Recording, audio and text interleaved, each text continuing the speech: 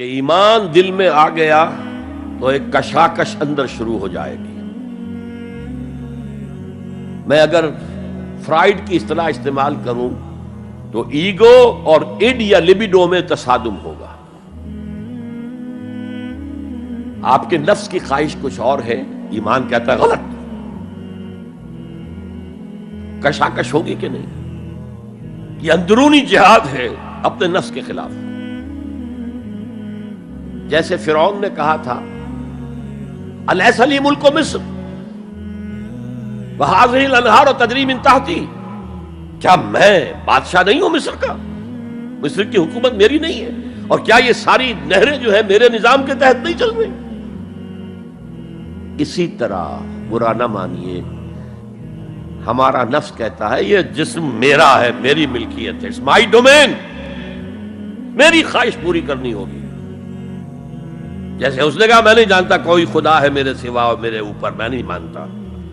نفس بھی کہتا میں نہیں ماننے کو تیار، کیا حلال ہے کیا حرام ہے، کیا جائز ہے کیا ناجائز، میری خواہش پوری کرو.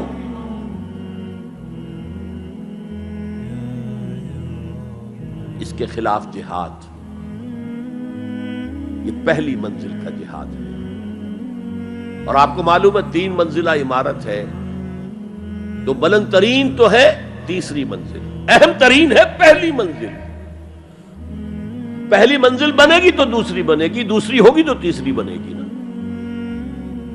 پہلی منزل یہ ہے اور اہم ترین یہ ہے.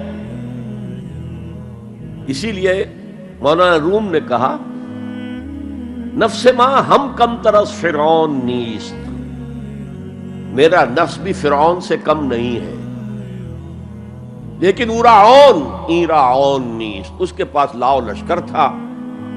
اس نے زبان سے بھی کہہ دیا تھا انا ربکم الاعلی، میں ہوں خدا. میرا نفس بیچارہ اس کے پاس کوئی لاؤ لشکر نہیں، زبان سے تو یہ کچھ نہیں کہتا، اندر یہی کہتا میں بادشاہ ہوں اس وجود کا، میری مرضی پوری ہے.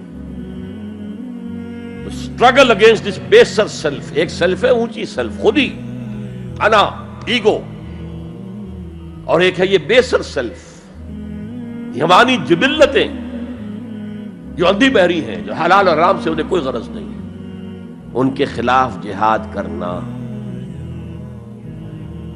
آپ نے فرمایا صلی اللہ علیہ وسلم المجاہد من جاہد نفسہ، اصل مجاہد وہ ہے جو اپنے نفس کے خلاف جہاد کر سکے. تمہارے اندر یہ دشمن تو بیٹھا ہوا ہے، تکڑا ہے، تمہیں کنٹرول کر رہا، چلے آؤ باہر کے دشمنوں سے جہاد کرنے کے لیے. تم نے ٹانگے کو گھوڑے کے آگے باندھ دیا. اور ایک دفعہ حضور سے پوچھا گیا ای الجہاد افضل یا رسول اللہ، اے اللہ کے رسول سب سے افضل جہاد کون سا ہے؟ فرمایا ان تجاہد نفسک فی طاعت اللہ، اپنے نفس کے خلاف جہاد کرو، اسے اللہ کا مطیع کرو. یہ جو اندر کی کشمکش ہے، کشاکش ہے، یہ جہاد فی سبیل اللہ کا نقطہ آغاز، اللہ کا مطیع بنانا ہے نفس کو. اس کے ساتھ 2 سب لیول اور ہیں. اس نفس کو بھڑکانے والی ایک قوت ہے انویزیبل، اور ویزیبل بھی ہے. انویزیبل قوت سب سے بڑی ابلیس، شیطان، لعین، اور اس کے چیلے چاٹے جنات میں سے. اور ویزیبل میں انسانوں میں جو اس کے ایجنٹ ہیں، جو فحاشی کو کلچر کا نام دے، یہ اس ابلیس کے چیلے ہیں. ان کے خلاف جہاد نہیں کریں گے آپ. اگر آپ ان کے خلاف ایگریسو ایٹیٹیوڈ اختیار نہیں کریں گے تو آپ ان کے دباؤ میں آ جائیں گے. ان الشیطان لکم عدوا فاتخذوہ عدوا، اے لوگو یہ شیطان تمہارا دشمن ہے، اس کو اپنا دشمن سمجھو. وہ تمہیں سبز باغ دکھاتا ہے، بدی کو مزین کر کے دکھاتا ہے، اچھے اچھے نام اس کے رکھ دیتا ہے، اور تمہیں آمادہ کرتا ہے بدی کے ارتکاب پر. نہیں، وہ تمہارا دشمن ہے. افتتخذونہ وذریتہ اولیاء من دونی، تم مجھے چھوڑ کر اسے اور اس کے چیلے چانٹوں کو تم اپنا دوست بناتے ہو. نہیں، شیطان کے خلاف جنگ کرو. اور تیسرا اس پر سب لیول کیا ہے؟ معاشرہ اگر بگڑا ہوا ہے، اس کا عمومی رجحان برائی کی طرف ہے، تو سوشل پریشرز آپ کو ادھر دھکیلتے ہیں۔ جیسے کہ اگر کوئی موب جا رہا ہے تو اس کے ساتھ چلنا تو بہت آسان ہے، وہ خود ہی آپ کو دھکیلتا ہوا لے جائے گا۔ اس کے خلاف چلنا